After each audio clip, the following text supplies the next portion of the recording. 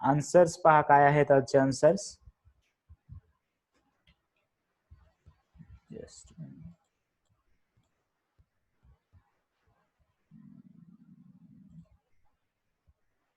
So 4 2 1 1 2 right. Okay ठीक आहे. Paper नसतो तर त्याच्यामुळे थोडस तुम्ही ठीक आहे. आता पेपर नसतो, सॉरी मोबाईल नसतो तर तुम्ही नेक्स्ट डे ला तो पेपर घरी सॉल्व्ह करायला पाहिजे विदाउट सेम आन्सर की. आणि त्याच्यानंतर तुम्ही स्वतः मार्क चेक करू शकता. आता एवढं तरी करू शकता तुम्ही, राईट. So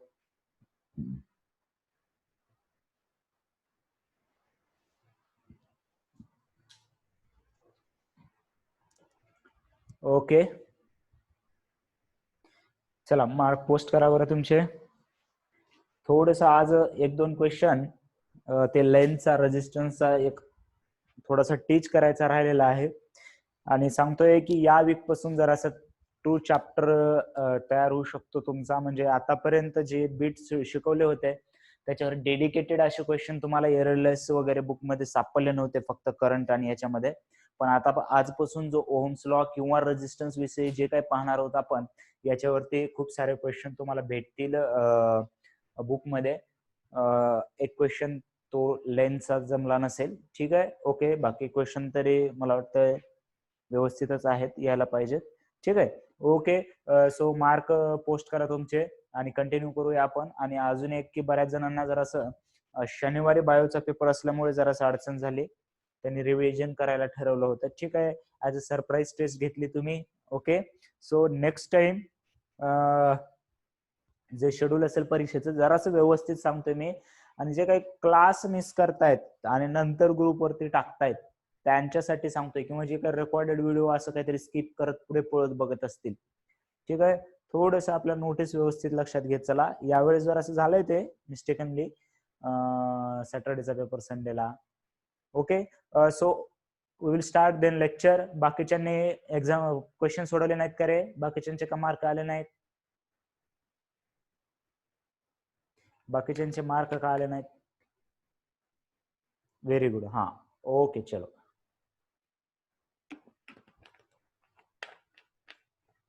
right. अजून काही पेपरमध्ये तरी अडचण होती का? पेपरमध्ये कोणते क्वेश्चन चुकले होते चेक केले का? की फिजिक्स मध्ये 1 क्वेश्चन करेक्शन सांगितले मी, त्याच्यानंतर तर काही करेक्शन नसायला पाहिजेत. ओके बाकीचे 2 पहा कुठे चुकलेत. स्वप्नील मुंडे आय थिंक 10चा आहे. साधना 2 कुठे चुकले. बाकी प्राची कमी मार्क का पडलेत. त्याच्यानंतर अनिकेत ओके, ओमकार नाही, मुळकुटे ओके व्हेरी गुड, ऋतुजा, त्याच्यानंतर ज्ञानेश्री ओके, दित्य, वेदांत, अपूर्वा 2-3 क्वेश्चन चुकलेले आहेत. चेक करत राहा क्वेश्चन कोणते चुकलेले आहेत, बरेच आहेत याच्यामध्ये, मार्क चांगले आहेत. Dnyaneshwari 4 questions right.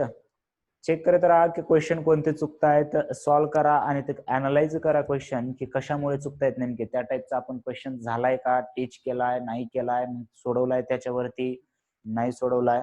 आणि ज्याप्रमाणे सांगतोय की या वीक मध्ये मात्र तुम्हाला बऱ्याच पैकी कम्प्लीट होणार आहे चॅप्टर. सो सर्वांना अजून एक रिक्वेस्ट आहे की आता तुमचं डेली जो टाइम फ्रेम आहे स्टडी करण्याचा तो वाढला पाहिजे, राईट.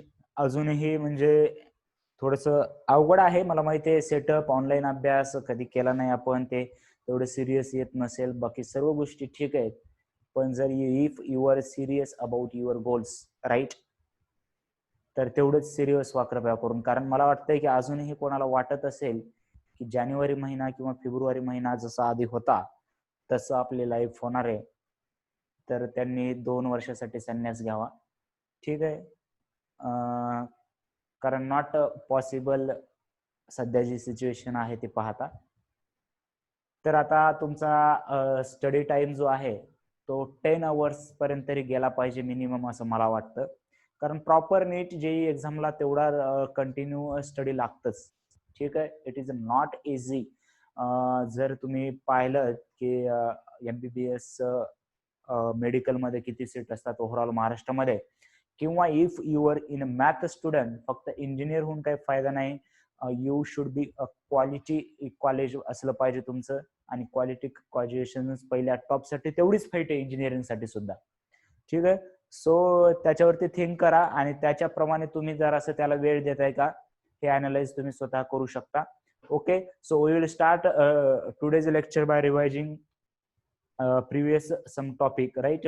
आपण ओम्सला सुरू करणार आहेत, पण त्याच्या आधी आपण जिथे कन्व्हेन्शनल करंट वगैरे सर्व एकदम बेसिक गोष्टी पाहिलेल्या आहेत की करंट कॅरियर्स काय असतात आणि ट्रान्सलेटरी करंटमुळे असलेला फॉर्म्युला काय आहे. ट्रान्सलेटरी करंटमुळे असलेला formula I is equal to आहे NEAVD. there VD is a drift velocity. There are two velocities of electron, thermal velocity and drift velocity. A current due to thermal velocity is always zero because they have a random direction, right? And for rotatory motion, I is equal to given by Q into frequency, or it can be written as Q by time period T, or it can be written as QV by 2 pi R, or the final formula that is Q omega upon 2 pi. All formulas are same, just we are changing the quantities, physical quantity आपण एकमेकांसोबत change करत आहोत. Okay. आणि त्याच्यामध्ये आपण जरासं याच्यामध्ये मी वेगवेगळे प्रॉब्लेम आपण का घेतले, कारण आता तुम्हाला रेशो मधले टाइम प्रॉब्लेम जे आहेत ते आले पाहिजेत, कारण बऱ्याच वेळेस आता आपण रेजिस्टन्सचा रेशो डायरेक्ट काढणार आहोत फास्ट मेथडने. त्याच्यामुळे याच्यामध्ये सेकंड व्हॅल्यू दुप्पट घेतली, तिप्पट चेंज केली, इन्क्रीज केली, डिक्रीज केली, याच्यासारखे एक्झाम्पल झाले पाहिजेत आपल्याला. Then also you should remember the formula of percentage change. Percentage change is always calculated as final minus initial upon initial into 100, right. तर यामध्ये पर्सेंटेज चेंज आहे. तर अशा पद्धतीने आपण प्रॉब्लेम पाहिलेले आहेत. आता we will start Ohm's law. टाका चला हेडिंग ओम्स लॉ, जो की तुम्ही नक्कीच पाहिलेला असेल. याच्यामध्ये 10th 9th मध्ये आपल्याला झालेला आहे ओम्स लॉ. काय असेल सांगा बरं, काय आहे ओम्स लॉ नक्की. V is directly proportional to I, right? So V is directly proportional to I जेव्हा आपण असं म्हणतो तेव्हा त्याला स्टेटमेंट काय सांगणार आपण, what is V and what is I. V means काय आहे, पोटेन्शियल डिफरन्स, और we can say that potential drop across a register. आता ही रजिस्टर ही जी आपल्याला नवीन टर्म आहे, एक डिव्हाइस आहे रजिस्टर, राईट. त्याच्यामध्ये just a minute.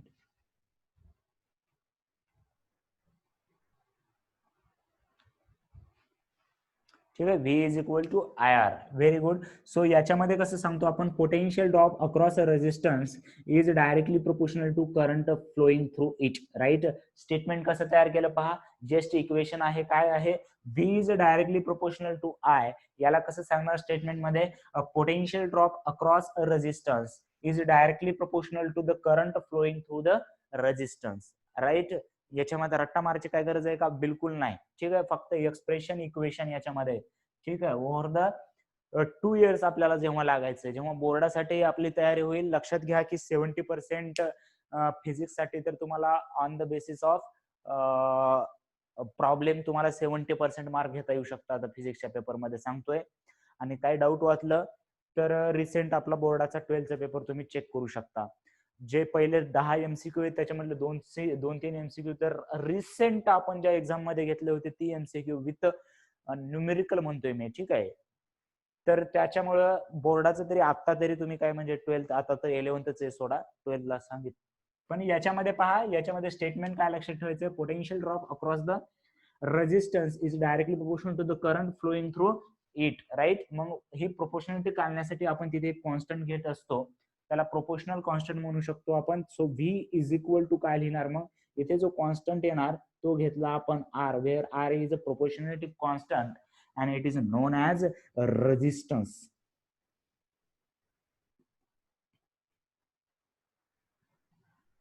Right. So R हे काय आहे, रेजिस्टन्स आहे. मग V is equal to IR हा आपल्याला फॉर्म्युला होईल. ठीक आहे. ओके. सो याच्यामध्ये पहा आता की हा जो रेजिस्टन्स आहे, रेजिस्टन्स, ओके चलो रेजिस्टन्स, तर याच्यामध्ये अपोज करण्याची जी कॅपॅसिटी आहे त्याला आपण रेजिस्टन्स म्हणतो. म्हणजे फॉर एक्झाम्पल पहा, इथे एक रेजिस्टर आहे, इथे एक आपण बॅटरी लावलेली आहे आणि इथे समजा एक स्विच आहे. तर याच्यामध्ये जेवढा पोटेन्शियल डिफरन्स ड्रॉप होणार आहे तो डिपेंड असतो, कशावरती डिपेंड असतो, या रेजिस्टन्स मधून करंट किती जातोय याच्यावरती डिपेंड असतो. परत एकदा पहा की याच्यामध्ये होणारा जो पोटेन्शियल ड्रॉप आहे, it is depending upon the current flowing through this resistance only, and this R is a quantity resistance, it is a constant for each resistance, or you can write this formula as a I is equal to V by R. Resistance unit काय आहे मग, resistance unit हे ohm आहे. ठीक आहे. Just sentence लिहून घ्या. आपल्याला याच्याबद्दल एक आपल्याला माहिती आहे, आधी लॉ लिहून घ्या. Potential drop across the resistance, सर्वजण ग्रुप जॉईन असतील अशी आपण हे करतो. म्हणजे याच्यावरती काही PDF वगैरे जर नोट्सच्या आपण बनवतो त्या जर ग्रुपवरती टाकल्या तर ते तुम्हाला नोट डाऊन वगैरे करता आलं पाहिजे, जे रेकॉर्डेड लेक्चर किंवा युट्यूब वरती लेक्चर पाहत असतील त्यांच्यासाठी. ठीक आहे. ओके चलो. Potential drop across the resistance is proportional to current. काय लिहिलात? Potential drop across the resistance is proportional to current passing through the resistance. Current passing through the resistance.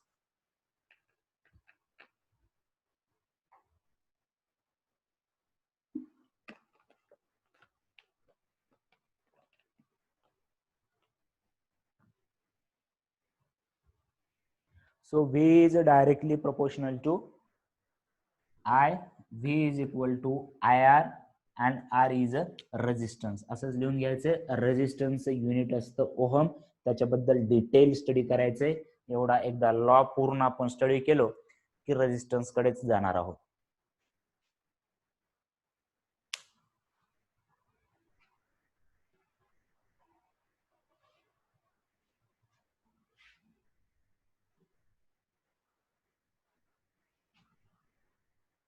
तर तुम्हाला बीट वाईज प्रॉब्लेम भेटतील एरलेस मध्ये. आता याच्यापासून Ohm's law, बरं temperature dependence of resistance वगैरे असे डेडिकेटेड प्रॉब्लेम भेटतील.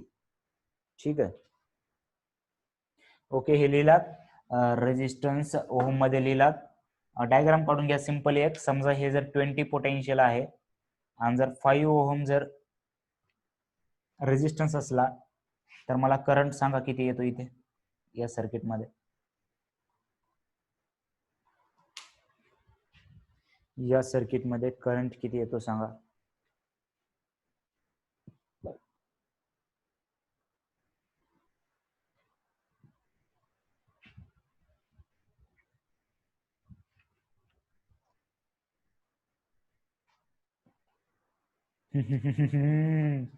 कैसे कैसे हो रहा है. झोप झाली नाही अजून. Good morning everyone. Right. Multiplication कर दिया सर जी. इतना सिंपल क्वेश्चन पूछे तो. ठीक आहे. तर काय, V is equal to IR, I is equal to V by R. V किती घेतलं, 20 घेतलं आणि रेजिस्टन्स किती घेतलं, रेजिस्टन्स 5 ओम घेतलं. एम्पियर आलं. किती एम्पियर आलं, 4 एम्पियर आलं. राईट. ओके चलो. तर एकदम सिंपल क्वेश्चन होता. मग हा का क्वेश्चन घेतला असेल सरांनी, तर हे सांगण्यासाठी की पहा आपला लॉ, ओम्स लॉ काय आहे की पोटेन्शियल ड्रॉप अक्रॉस रेजिस्टर म्हणलेला आहे. ओम्स लॉ मध्ये आपण potential drop across the register, potential drop across the register जेव्हा म्हणतो, आणि इथे हे पोटेन्शियल ड्रॉप काय आहे, बॅटरीने प्रोव्हाइडेड आहे. बॅटरीने प्रोव्हाइडेड आहे. पण पण पण फॉर क्लोज्ड लूप आपण काय करतो, जर क्लोज्ड लूप असेल तर यानं जेवढं प्रोव्हाइड केलंय तेवढंच हा कन्झ्युम करणार आहे. आता ही स्टेप व्यवस्थित समजून घ्यायचे, कन्सेप्ट ही खूप समजणं महत्वाचं आहे, सांगतोय मी. पहा, ओहम्स लॉ मध्ये काय सांगितलंय की potential drop across the resistance, म्हणजे या रेजिस्टन्सच्या अक्रॉसचा पोटेन्शियल घ्यायचा होता. पण आपण काय घेतलं, हा 20 म्हणजे पोटेन्शियल प्रोव्हाइडेड बाय बॅटरी घेतला आपण. हे काय घेतलं, पोटेन्शियल प्रोव्हाइडेड बाय बॅटरी घेतला आपण. पण घ्यायचं कुठलं होतं, ऍक्च्युली अक्रॉस द रेजिस्टन्स घ्यायचं होतं. पण या लूप मध्ये एक क्लोज लूप असेल तर काय होतं की हे जेवढं देईल तेवढंच रेजिस्टन्स खाणार, अशा पद्धतीने लक्षात ठेवायचंय. Resistance will be the consumed potential, आणि तो केवढं कंझ्युम करू शकतो, जेवढं बॅटरी प्रोव्हाइड करते तेवढंच तो कंझ्युम करू शकतो.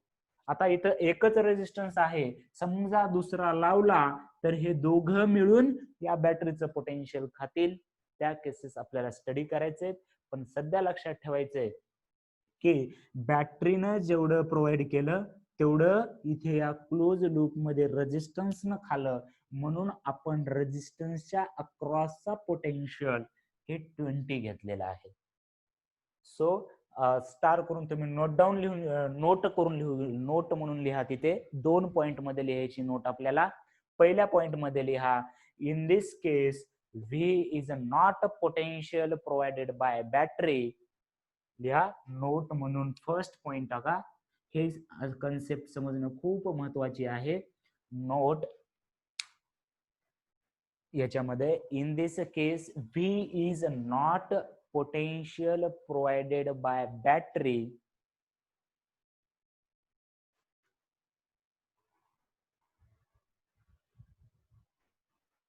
Potential provided by battery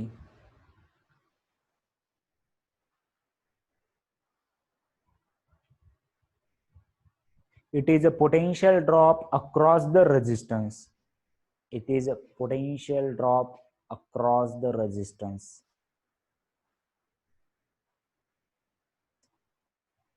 Potential drop across the resistance. Abhishek, are you 11th or 10th student? Abhishek, just reply करायचं मग.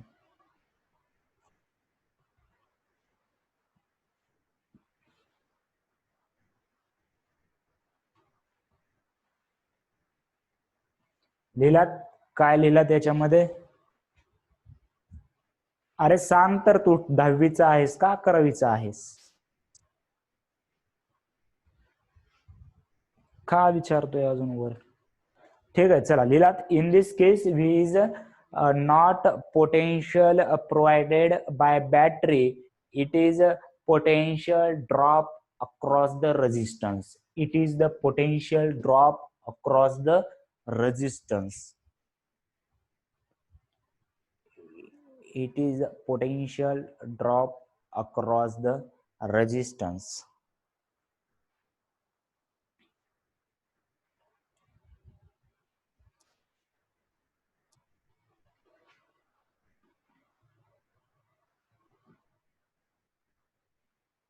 It is a potential drop across the resistance. Very की point आहे हा महत्वाचा पॉइंट आहे पहिलं. आणि दुसरं लिहा, in closed loop, in a closed loop, in a closed loop potential provided by battery is equal to potential consumed by resistance. दुसरी नोट काय लिहून घेतलात तुम्ही? In a closed loop, in a closed loop, in a closed loop, in a closed loop potential provided is equal to potential consumed or potential drop म्हणू शकता त्याला. potential consumed म्हणजेच काय आहे? potential drop म्हणजेच बॅटरी जेवढं provide करणार आहे तेवढं रेजिस्टर खाणार आहेत, म्हणजे कंझ्युम करणार आहेत. इथे एकच रेजिस्टन्स आहे, मग यानं जर 20 दिलं तर या रेजिस्टन्सनं 20 खाल्लं पाहिजे, या रेजिस्टन्सनं 20 खाल्लं पाहिजे. ही कन्सेप्ट क्लिअर आहे का सांगा आधी मला? ही कन्सेप्ट क्लिअर आहे का?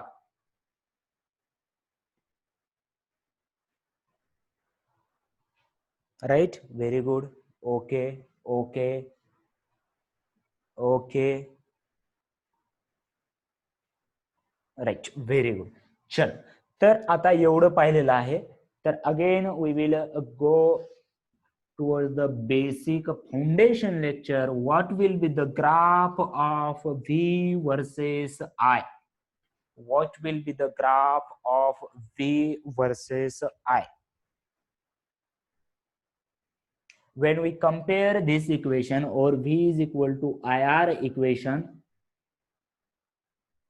and we have to find the graph V versus I, put V as a Y, I as a X, R will be constant. This equation is similar to Y is equal to mx plus C, where C is 0 and M is R, right? Right, very good. Okay, so straight line, त्याच्यामुळे या V versus I चा graph straight line आला पाहिजे. And what will the slope of that line? Slope काय असेल त्या लाईनचा?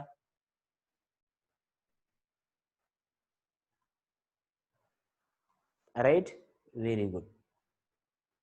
Right, R हा स्लोप असला पाहिजे. स्लोप काय असतो? हा यम स्लोप असतो. तर कम्पेअर करा equation y is equal to M x, बरोबर आहे का नाही? या इक्वेशन मध्ये काय असतं हे सर्वांना माहिती आहे. ग्राफचं बेसिक, यम हा स्लोप असतो. Intersection at c means R. No Dnyaneshwari, intersection at, हे सी हा कॉन्स्टंट आहे आणि ते झिरो आलाय, म्हणजे इंटरसेक्शन नसणार आहे. It will be pass from origin, right? Intersection पहा, हे आहे y is equal to M x या लाईनचं इक्वेशन. आणि जर लाईन अशी असेल, हे पुढे खाली एक्स आणि वाय ऍक्सिस कंटिन्यू आहेत हा, मी समजण्यासाठी फक्त हे काढलंय, किंवा चला असाच ग्राफ काढू आपण, ठीक आहे? The equation of line passing through origin is just y is equal to mx.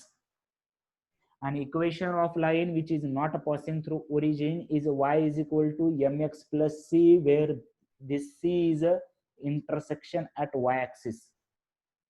But इथे कॉन्स्टंट दिसतोय का तुम्हाला प्लस सी वाला? नाही. मग हे असं न येता हे इक्वेशन आलं पाहिजे. आणि याचा स्लोप काय असतो? यम असतो, एक्स सोबतचा कॉन्स्टंट. एक्स सोबतचा कॉन्स्टंट कोण आहे इथे? आर आहे. म्हणून इथे जो स्लोप आहे ते ग्राफ असणार V is equal to I R, आणि याचा जो स्लोप असणार तो असणार resistance, that is R. Clear आहे का हा पॉइंट? हा पॉइंट क्लिअर आहे? बघा व्यवस्थित.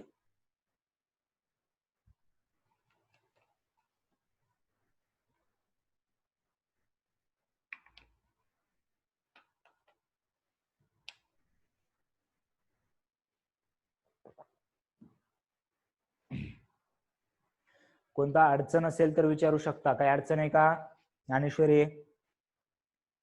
यश, इंटरसेक्शन मधला कळलं का? इंटरसेक्शन कसं आहे आणि स्लोप कसा आहे? Okay, very good. Okay, very good. चलो, बाकीचे सर्व,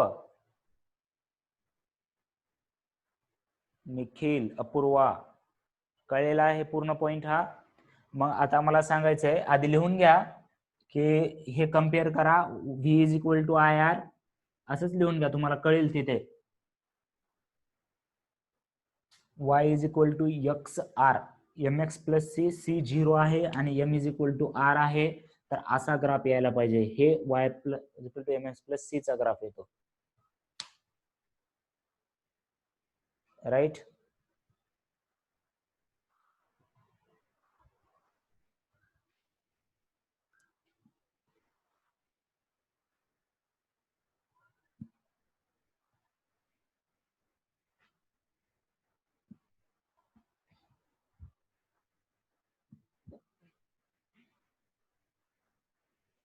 जर स्लोप माहिती नसेल कोणाला, म्हणजे लाईन पहा, हे जर अशी असेल तर याचा स्लोप 0 असतो. लाईन जर अशी असेल तर याचा स्लोप पॉझिटिव्ह असतो. या लाईनचा स्लोप, व्हर्टिकल लाईनचा स्लोप किती असतो? Not define, or we can say infinite. And if line is decreasing, right, असं तर याचा स्लोप निगेटिव्ह असतो. हे माहिती नसेल तर लिहून देऊ शकता. अशी जर लाईन असेल, याला इन्क्रीजिंग म्हणतात लाईन, याच्यामध्ये स्लोप पॉझिटिव्ह असतो. जर लाईन अशी असेल तर त्याला निगेटिव्ह स्लोप म्हणायचंय. लाईन जर स्ट्रेट हॉरिझॉन्टल असेल तर स्लोप 0 असतो, आणि व्हर्टिकल असेल तर स्लोप इन्फायनाइट असतो. मला वाटतं ग्राफ मध्ये सर्व कन्सेप्ट क्लिअर आहेत. ग्राफ मध्ये सर्व कन्सेप्ट क्लिअर आहेत का इथपर्यंत?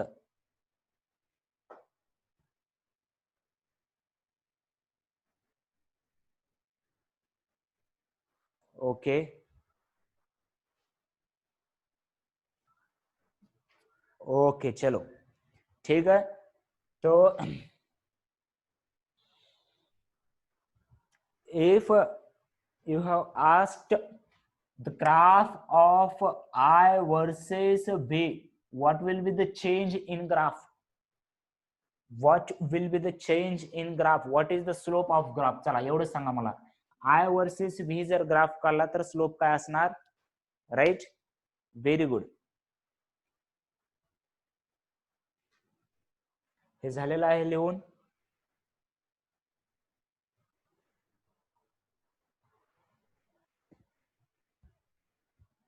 सर्वांचं झालंय का ते लिहून?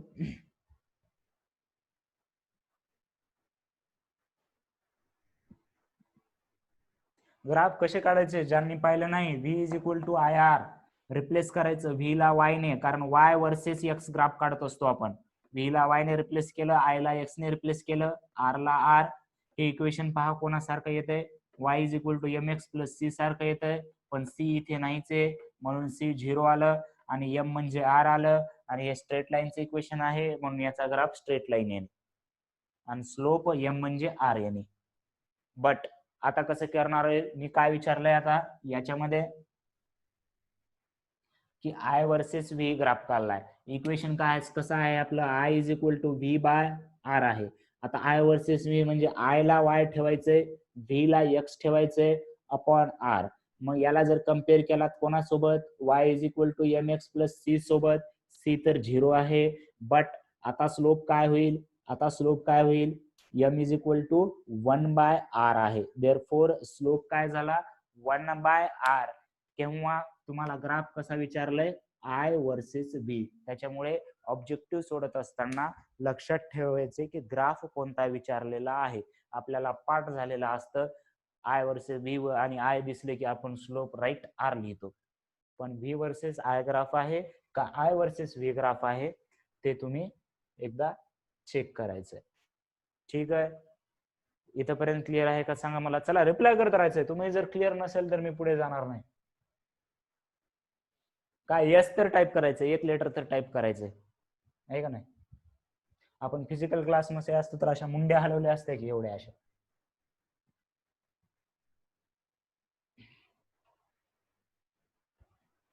Okay, right, very good. चलो तिथे लिहून घ्या वाटलं तर. हे लिहून घेतलात का? Slope of V I graph is R and slope of I V graph is 1 by R. हा पॉइंट लिहून घ्या असा जशाच तसा. काय लिहिलात?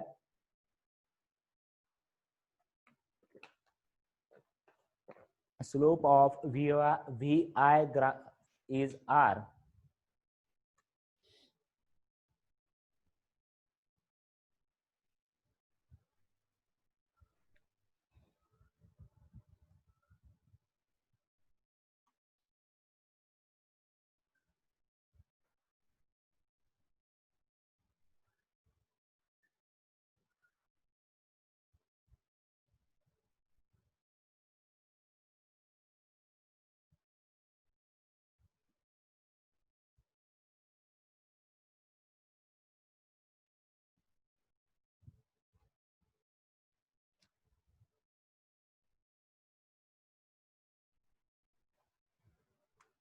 Slope of UI graph is R and slope of IV graph is 1 by R.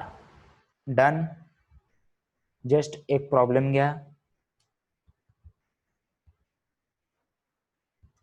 याच्यावरती ना Ohm's लॉवरती ना एक प्रॉब्लेम घ्या फक्त. ठीक आहे. आपली झोप जाईन जराशी का नाही? झोप येणार ना? ओके. घ्या. n becomes 2.5 times. n म्हणजे number of free electrons per meter cube, right? If n becomes 2.5 times and area becomes 1 by 2, n becomes 2.5 times and area becomes 1 by half, sorry म्हणजे half, 1 by half कसं असतं? हाफच असणार. ठीक आहे. Then find out the percentage change in current. Then find out the percentage change in current.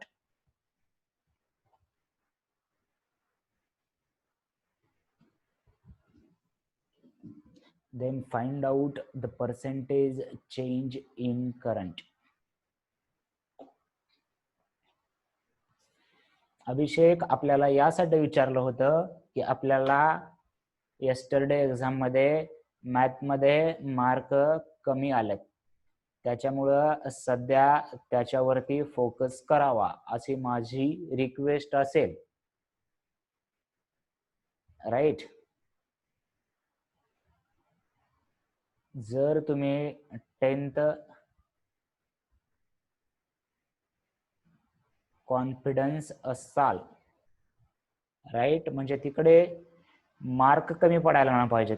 असं काही नाहीये की तुम्ही हे लेक्चर नका करू वगैरे. ते तुमच्यासाठी जे योग्य आहे तेच सांगण्याचा प्रयत्न करू आपण. तर मॅथ मध्ये मार्क जर कमी येत असतील तर थोडस विचार करा. मॅथ तुम्हाला गरजेचंच आहे, म्हणजे फिजिक्स साठीच मॅथ गरजेचं आहे. हे लेक्चर करा, पण मॅथ विदाऊट मॅथ जर येत असाल इथं तर काय उपयोग, म्हणजे तुमच्याच त्याच्यासाठी आहे. ठीक आहे. ओके. राईट.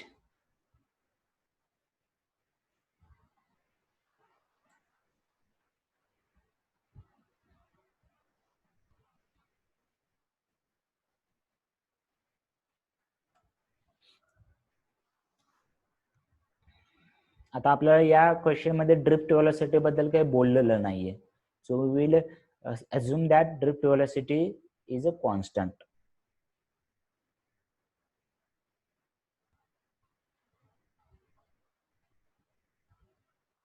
Percentage change विचारलंय मी फक्त. So your answer should be in percentage change.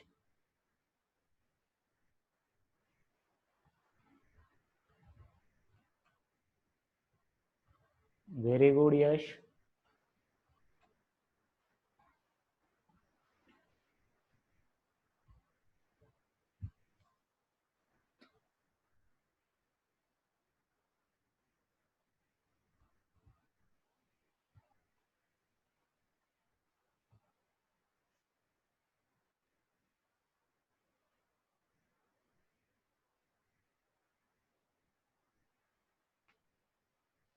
चला बाकीचे परत एकदा चेक करा आपला answer. Vaishnavi,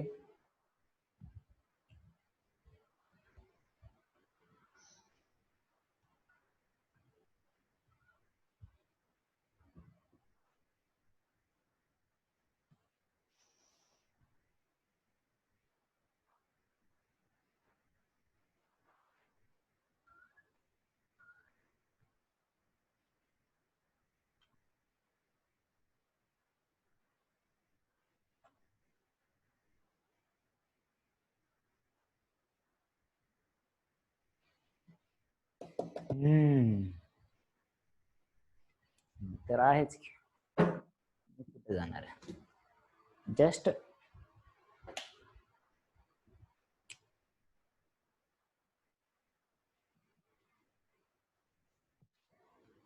if I directly take I2 by I1 because of formula I is equal to NEAVD, I can write N2 upon N1 N2, if electron that is charge is the same, area changed, that is A2 is equal to, आधी A2 by A1 लिहूया, आणि N2 VD2 by VD1 लिहिलं असतं मी, पण याच्यामध्ये काही आपल्याला change दिलेला नाही. N2 दिले 2.5 N1 upon N1 into A2 आहे half, so it will be half A1 upon A1. हे काय होणार आहे, कॅन्सल होणार आहे. I2 by I1 हे किती आलं, 2.5 upon 2, right. Very good. So याला 2.5 लिहा किंवा 5/4 लिहा की रे, हे पॉइंट इथे घ्या. आता हे कॅल्क्युलेशन पण सांगायचे तुम्हाला. I2 by I1 किती आलं, 5/4. So our percentage change formula is I2 minus I1 upon I1 into 100. So put याच्यामध्ये इथं असं पण लिहू शकला असता तुम्ही, I2 ला काय लिहिणार इथे, 5/4 I1, किंवा सिंपल ट्रिक अजून काय आहे, जर I1 ने जर इथे डिवाइड केलं सेपरेटली तर तुम्हाला असा फॉर्म्युला भेटणार आहे. बरोबर आहे का बघा. आता याला काही वेगळा फॉर्म्युला म्हणसाल का तुम्ही, I2 minus I1 upon I1, याला जर रिस्पेक्टिव्ह डिवाइड केलं तर I2 by I1, आणि याला I1 by I1 म्हणजे हे 1 होणार आहे. मग रेशो काढत असताना हे डायरेक्ट वापरू शकता तुम्ही. I2 by I1 किती आलेला आहे, I2 by I1 5/4. So 5/4 minus 1 into 100, 5 minus 4 upon 4 into 100, that is 100 by 4, 25%. Increase का डिक्रीज, आपला आन्सर पॉझिटिव्ह आले का निगेटिव्ह आले चेक करा. पॉझिटिव्ह आलेला आहे. So there should be the increase in current and 25% increase in the current. एकदा व्यवस्थित पहा, प्रॉब्लेम समजलाय का.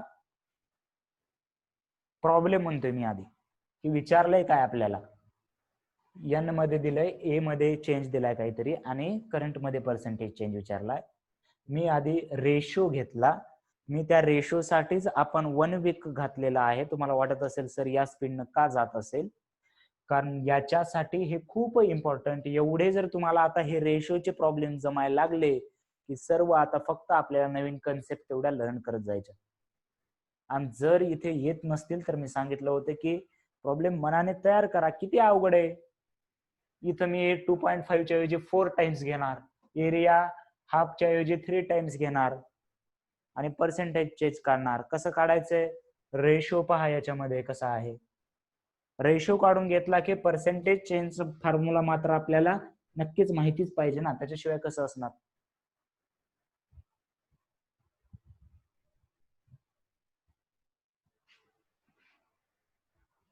क्लिअर आहे का. चला प्रॉब्लेम क्लिअर आहे हा.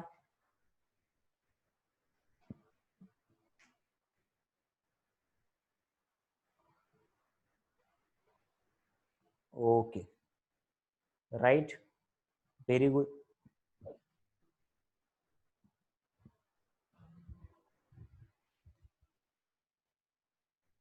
अगेन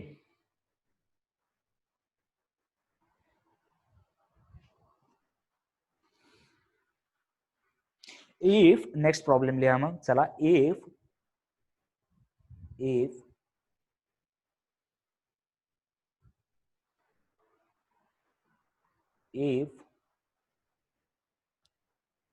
अशोका कशाला आलास रे इथं, टाइम व्हायचा आपला अजून. If number of electron increased by 1%, if number of free electrons घ्या किंवा इलेक्ट्रॉन्स घ्या, increased by 1%,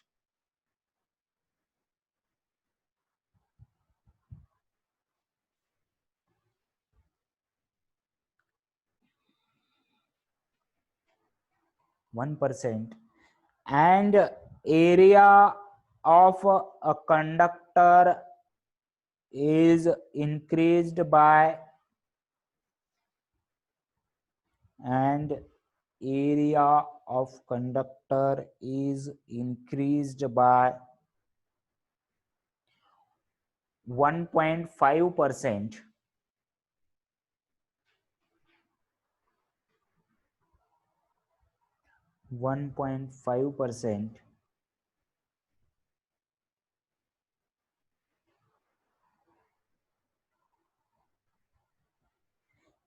and the drift velocity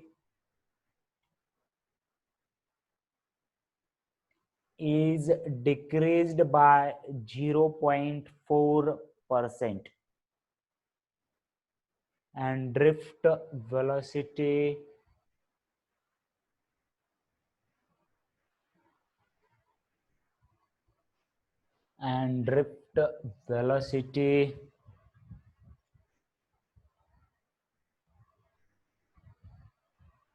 decreased by 0.4%. Then find out the percentage change in current. Then find out the percentage change in current.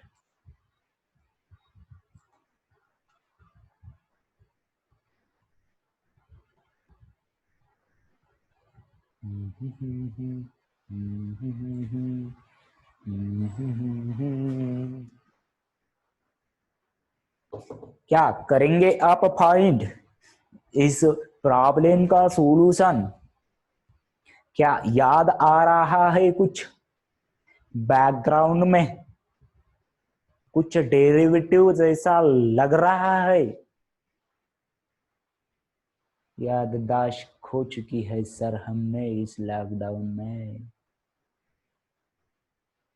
लेकिन वो तो lockdown में ही पढ़ाया गया था. When percentage changes are small. Okay, we will see it Sadhna 2 point. Okay. Again, अजून कोणी करते find?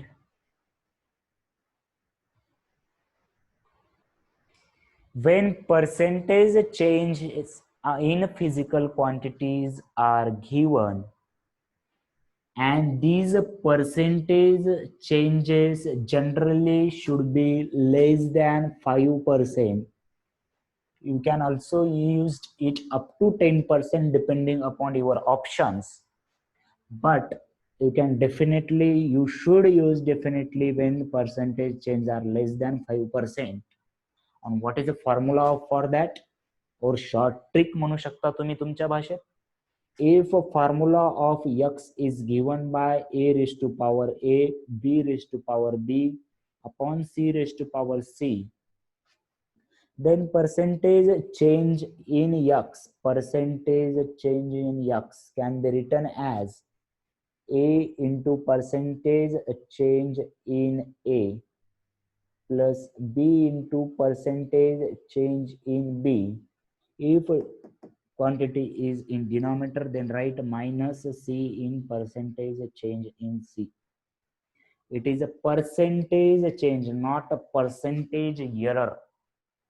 याच्यामध्ये मी सांगितलं होतं पर्सेंटेज एररला इथं सुद्धा प्लस येईल. So we have formula for current I is equal to NEAVD. So percentage change in I is equal to, याचा पॉवर 1 आहे, सर्वांचा पॉवर 1 आहे, इथं कोणाचा square, square root, cube, cube root नाहीये. So directly it will be percentage change of n plus percentage change of E plus percentage change of A plus percentage change of VD. Percentage change of N काय दिलंय मी? 1% दिलंय I think. Percentage change याच्यामध्ये नाही म्हणजे काही घ्यायची गरजच नाही. पर्सेंटेज चेंज ऑफ ए किती दिलं मी? पर्सेंटेज चेंज ऑफ ए किती दिलं सांगा मला? 1.5. Okay, very good. सो 1.5. आणि पर्सेंटेज चेंज इन व्हीडी काय घेणार सांगा? पर्सेंटेज चेंज इन व्हीडी मी काय दिलंय? Drift velocity is decreased by 0.4%. So you should write as -0.4. म्हणजे डिक्रीज असेल तर मायनस घ्यायचंय, इन्क्रीज असेल तर प्लस घ्यायचंय. तर याच्यामध्ये हे पहा 2.5 minus 0.4 it will be 2.1% percentage change in I. Right Sadhana, ठीक आहे, very good.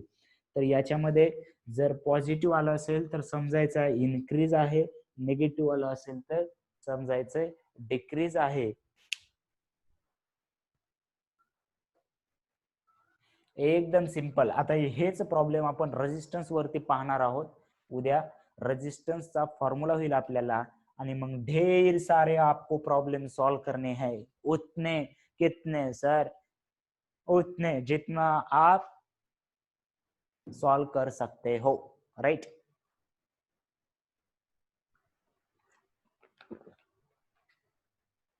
Small small problem आहेत नक्कीच, पण आपल्याला अशा प्रॉब्लेमची प्रॅक्टिस नसते. आतापर्यंत बोर्डाच्या दृष्टिकोनातून आपण अभ्यास केलेला असतो.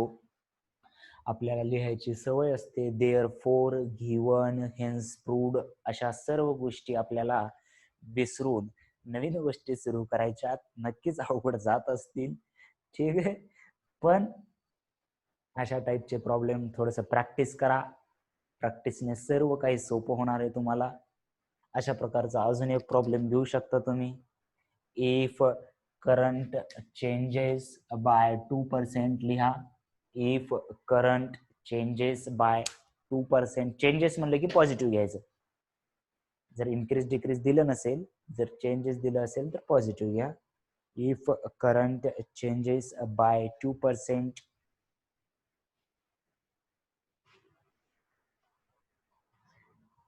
and area decreased by 0.5% and area decreased by 0.5%, then what will the percentage change in drift velocity? Then what will be the percentage change in drift velocity?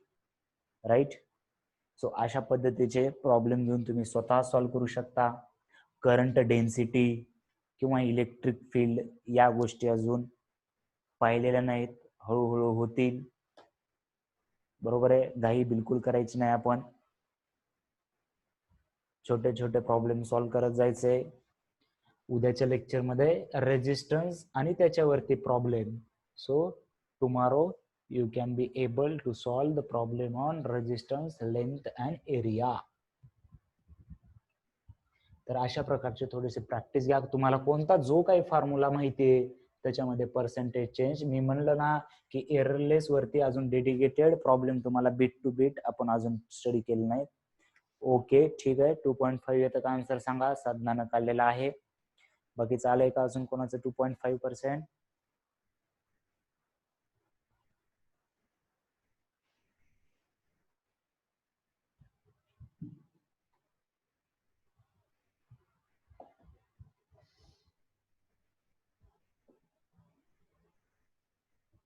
Yes, very good, right? Okay, Nikhil, Prashik and Dnyaneshwari एवढ्यांचं 2.5 आले म्हणजे करेक्टच असेल, आहे का नाही? Okay चलो. तर या प्रकारचे जर तुम्हाला प्रॉब्लेम भेटत नसतील तर जे काही नोटबुक मध्ये घेतले आपण एकदा रीड करायचं आणि तेच प्रॉब्लेम आपण स्वतः सॉल्व्ह करून बघायचं. त्याच्यामध्ये प्रॉब्लेम नक्कीच तुम्हाला भेटणार आहेत सॉल्व्ह करायला. पण आता मी ज्या पद्धतीने सांगितलंय, तुमचा जो टाइम फ्रेम आहे स्टडी करण्याचा वाढलाच पाहिजे. लिहून घ्या, तिथे कुठूनही करा, कसाही करा. फक्त आता थोडस सिरियस व्हा आणि पूर्वीचे दिवस येतील अशा याच्यामध्ये राहू नका. Okay, so we will meet tomorrow again, right? Okay, तर प्रॅक्टिस करा. भेटूया उद्या परत. ओके चलो, bye everyone, have a great great day. If you had any doubt ask me, right? Okay चलो, बाय